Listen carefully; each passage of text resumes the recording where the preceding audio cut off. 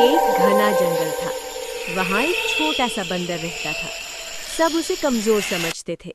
कोई उसकी बात नहीं सुनता था। एक दिन तेज बारिश होने लगी। जंगल का पुल टूट गया और एक नन्हा हिरण दूसरी तरफ फंस गया। सब बड़े जानवर डर गए। कोई आगे नहीं बढ़ा। तभी छोटा बंदर आगे आया।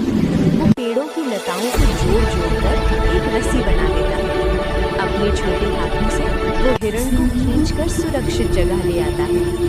आज वही बंदर जिसे सब कमजोर कहते थे, पूरा जंगल उसका नाम इज्जत से लेने लगा, क्योंकि हिम्मत आकार नहीं देखती।